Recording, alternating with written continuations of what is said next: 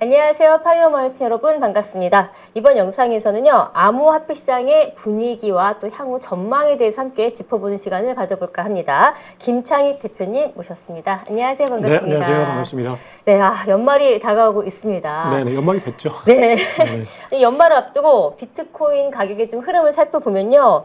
횡보 혹은 약세의 흐름을 좀 보이고 있다 보니까 아무래도 이제 참여자들의 기대는 못 미치고 있다라고 좀 평가되어지고 있는데 대표님이 보시기에 지금의 코인 시장 분위기가 지금 어느 정도의 국면에 와 있다라고 보시나요?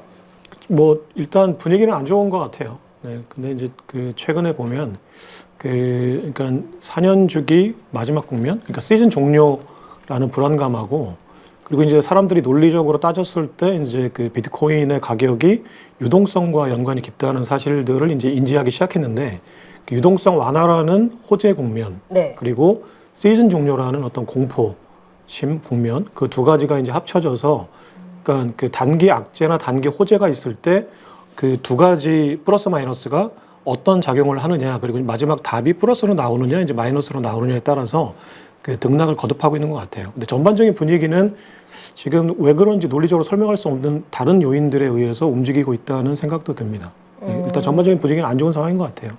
사실 기준금리가 이제 인하가 되면 비트코인의 뭐 그게 유입이 돼서 반등할 것이라는 기대감이 분명히 있었거든요. 네네네. 그런데 이제 금리 인하가 됐잖아요. 네네. 그런데도 불구하고 사실상 이후에 뭐 크게 반등이 없단 말이에요. 그래서 네네.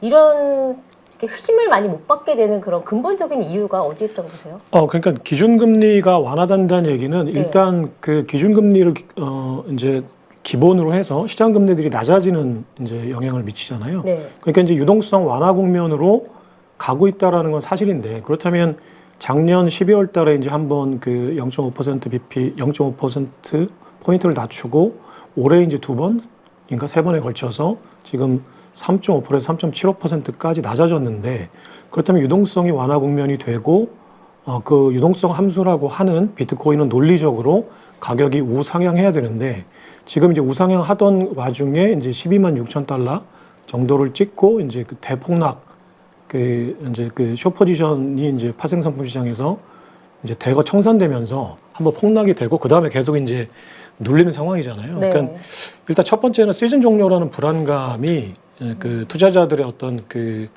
투자 심리를, 수요를 일단 기본적으로 장기적으로, 그러니까 근본적으로 좀 누르고 있는 것 같다는 생각이 들고요. 또 그런 와중에 이제 그 근본적으로는 오리지널 갱스터라고 하는 이제 장기 보유자들, 고래들, 그분들이 지속적으로 시세 차익을 지금 거두려고 하면서 이제 공급 물량이 늘어나고 있는 추세다. 이제 그 두 가지가 좀 안 좋은 상황을 연출시키고 있는 것 같고, 그렇다면 그 금리 인하 국면에서 왜 기대만큼 안 오르냐라는 거예요. 그러니까 금리 인하라는 것도 있었지만 사실은 그 면밀히 살펴보면 이건 이제 결과론적인 건데, 사람들이 금리를 인하하면 당연히 이제 그 반대 방향으로 이제 그 가격은 올라가기 마련이니까 가격이 올라갈 거라고 기대했는데, 실제로 금리 인하 국면하고 2024년 반감기 때부터 상승 국면하고는 맞물렸어요. 네.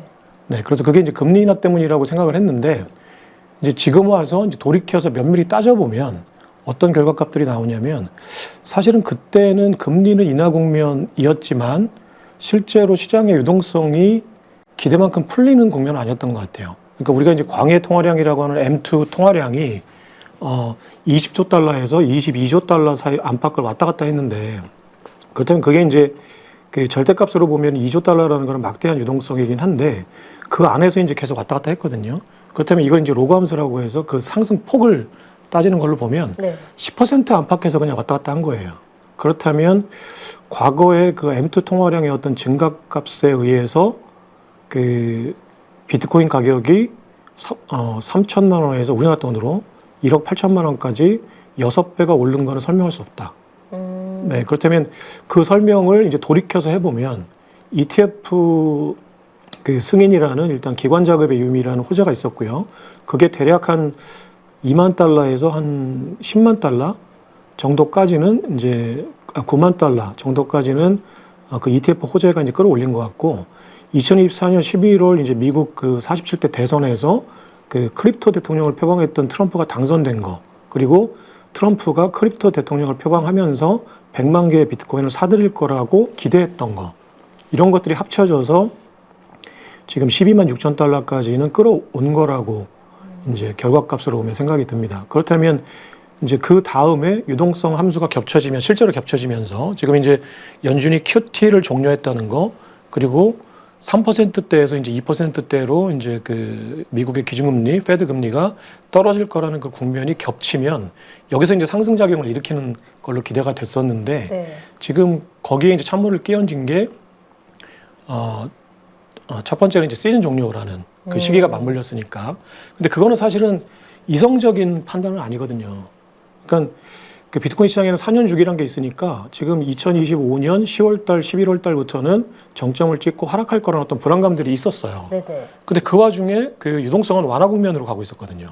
그렇다면 논리적인 힘하고 감정적인 힘하고 이게 역방향으로 작용하니까, 그렇다면 사람들이라는 거는 뭐 감정적인 힘도 굉장히 중요하고 서사도 중요하지만 이 논리적인 어떤 에너지가 나중에 가면 어떤 근거를 만들어서 감정적인 것까지 이제 포섭하게 되는, 그래서 뭐 실제로는 가격이 오르게 되는 거라고 생각했는데, 그 갑자기 이제 그 청산 그 한 200억 달러 정도의 이제 숏포지션 청산되면서 한 15% 정도 갑자기 급락하는 국면이 딱 오니까 그 시즌 종료라는 불안감이 확 살아난 것 같아요.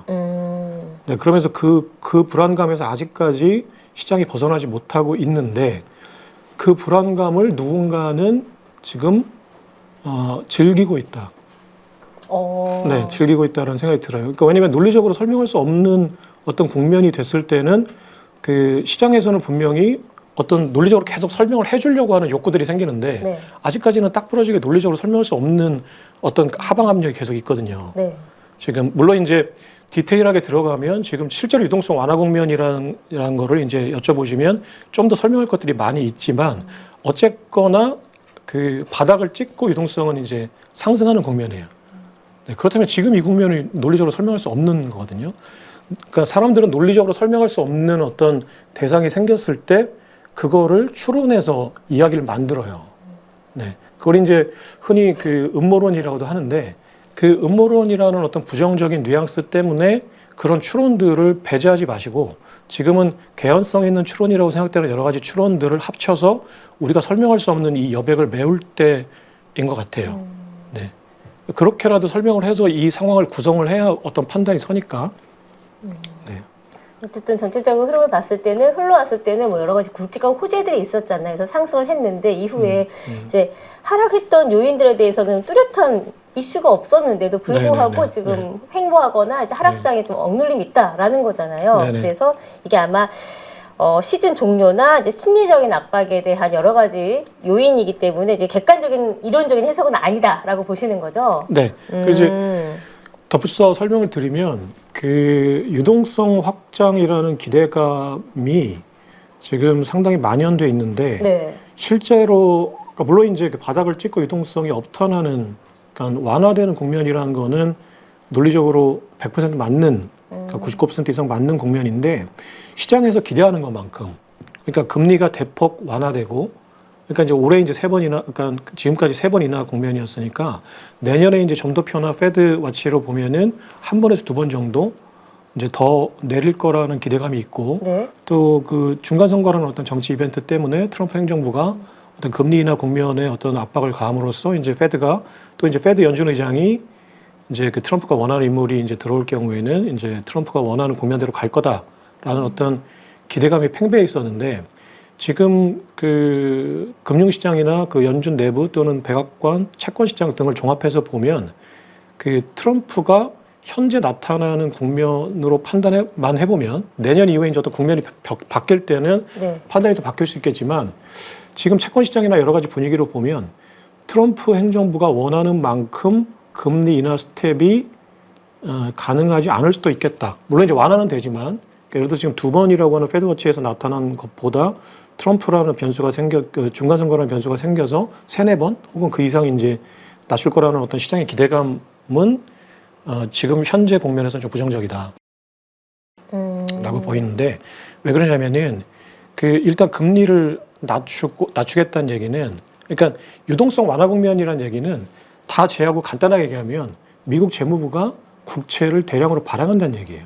네. 네. 그러니까 금리를 낮추고 뭐 등등 여러 가지 장기 국채 금리를 낮추고 여러 가지 이제 그 환경을 만들려고 하는 가장 큰 이유는 지금 트럼프 행정부는 장기 국채 금리를 낮춰서 국채를 2조, 3조 달러 발행하겠다는 얘기거든요.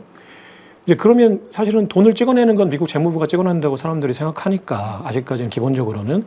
하지만 미국의 그 화폐 발행 구조는 미국 재무부가 채권을 발행하면 그거를 연준이나 그 월가 은행들이 사줘야 되는 거예요. 그러니까 재무부는 마음대로 채권을 찍을 수는 있어요. 네. 하지만 그 채권을 찍은 게 유동성으로 이어지려면 그거를 월가가 사줘야 되는 거예요. 네. 근데 그렇다면 재무부는 채권을 2조 달러, 3조 달러 찍으려고 하는데 그거를 월가가 받아줄 수 있는 상황인가가 되게 중요해요. 네. 금리 인하도 사실은 그래서 이제 월가는 내가 지금 그거를 다 받아주기에는 조금 힘든 상황인데 라는 메시지를 계속 보내고 있어요. 채권 시장을 통해서. 그러니까 그게 왜 그러냐면은 케빈 헤시트라고 하는 그 지금 NEC 그러니까 백악관 그 경제위원장 그 경제위원장을 트럼프가 임명한다고 했을 때 네. 그건 이제 그 어떤 경제적인 어떤 지식보다는 어떤 금융시장에 대한 어떤 해박한 지식보다는 트럼프의 충성파인 거예요. 그러니까 케빈 헤시트라는 이제 연준 의장이 이제 트럼프가 이제 백악관에서 월가 그 언론들을 상대로 이제 유력하다고 이제 등을 치면서 한번 이렇게 안 칠 거야라고 네. 살짝 이제 메시지를 줬죠. 그 12월 중순에, 아까 12월 11일 안팎으로 그 케빈 헤시트 이제 월가 아까 그 페드 위원장 이제 연준 의장이 될 거라고 거의 시장이 믿었을 때 10년 만기 채권 금리가 발작을 한번 살짝 일으켰어요. 그러니까 월가가 채권을 팔아서 케빈 헤시트는 우리가 선호하는 인물이 아닌데라는 메시지를 준 거예요. 그러니까 그 얘기가 무슨 얘기냐면 케빈 헤시트이 그 연준 의장으로 앉았을 때 월가가 채권을 더 이상 사줄 수 없을 것 같다라고 트럼프를 압박한 거예요. 네. 네, 그런 메시지가 나간 다음에 이제 그 에어포스 원에서 기자들 간담회라든지 그리고 최근에 그 스콧 베센트 재무장관이 누구냐면 케빈 워런인가 그 연준 의장 출신의 이제 제2의 후보를 띄우기 시작했어요. 그 얘기 뭐냐면 월가가 선호하는 인물로 연준 의장을 바꿀 수도 있다라는 메시지를 준 거예요. 네, 그 다음에 이제 10년 말기 국채금리가 다시 또 안정이 되는 상황이거든요. 이 얘기는 뭐냐면은 미국은 재무부가 채권을 발행하고 월가가 그걸 받아줘야 이제 기본적으로 이제 시장에 자금이 돌아서 유동성이 완화되는 구조를 가지고 있는데 트럼프는 그 이제 국채 상환을 위해서 그러니까 지금 올해만 9조 달러 매년 이제 9조 달러 이상의 국채 상환이 돌아오는데 그 국채를 상환하고 추가로 발행하려면 장기 국채 금리가 떨어져야 되거든요. 그러니까 이제 월가의 눈치를 볼 수밖에 없어요. 왜냐면 그 장기 국채를 누가 사주냐면 아직까지는 월가가 사주는 거거든요. 네, 그렇다면 장기 국채 금리가 만약에 지금 4%대에서 5%로 넘어가게 되면 천문학적인 그 이자 상환 이제 비용이 들고 그걸 위해서 또 채권을 발행해야 되고 그렇게 되면 더 많은 돈이 이제 찍혀 나가고 그렇게 되면 인플레이션 압력이 생기는 거예요. 그러니까 사람들은 미국의 대통령이란 절대 권력이 월가의 채권 시장의 눈치를 본다고? 라는 질문을 할 수 있는데 실제로 그 영국이나 유럽이나 미국 같은 그러니까 그 나라들의 그 중앙은행은 그 영란은행을 모델로 만들어졌거든요. 그러니까 우리나라 같은 경우는 사실 한국은행하고 기재부가 사실은 같은 정부예요. 네. 네. 그렇기 때문에 그냥 정부가 그냥 그 화폐를 찍어내는 나라예요. 우리나라 같은 경우는 법정화폐를. 근데 미국은 그 민간 은행들의 이제 연합이라고 할 수 있는 연준이 미국 재무부가 발행한 채권을 사주고 연준이 본원화폐를 찍어서 맞바꾸는 형태거든요. 그러니까 기본적으로는 그러니까 월가가 돈을 찍어내는 거예요. 근데 월가가 돈을 찍어내려면 미국 국채를 사줘야 거래가 이루어져야 되는데 트럼프가 미국 국채를 너무 많이 찍으면 월가에서는 지금 그렇게 많이 국채 찍으면 우리가 못 사줄 텐데 그리고 이자를 더 줘야 살 수 있는데 이런 메시지를 주는 거예요. 그러니까 사기 힘들다는 거예요. 네. 그러니까 국채 금리가 계속 올라가는 거는 월가가 재무부한테 너 지금 국채를 더 팔려면 이자를 좀 더 쳐줘 이런 의미거든요. 그러니까 지금 계속 국채 금리가 올라가고 있어요. 장기 국채 금리가 이자는 그 페드 연준 금리는 떨어지고 있는데 네. 그 얘기는 월가가 지속적으로 그 재무부한테 스콧 베센트한테 제이미 다이먼 그 JP 모건 회장이 더 이상은 조금 채권 사주기 힘들 것 같은데 그러니까 우리말 좀 그러면 귀담아 듣지 뭐 이런 메시지예요. 그래서 지금 그러니까 재무부나 백악관이 월가의 얘기를 귀담아 듣고 있는 형국이거든요. 지금 네. 그 케빈 헤스티스를 다시 케빈 워렌으로 바꾸겠다는 메시지를 준 것도 사실은 채권 시장의 눈치를 보고 있는 거예요. 그렇다면은 그 우리가 기대했던 것만큼 케빈 헤스티 같은 이제 트럼프 완전 트럼프 충성파가 들어가서 그냥 무자비하게 금리를 낮추거나 이런 기대는 조금 완화시켜야 된다.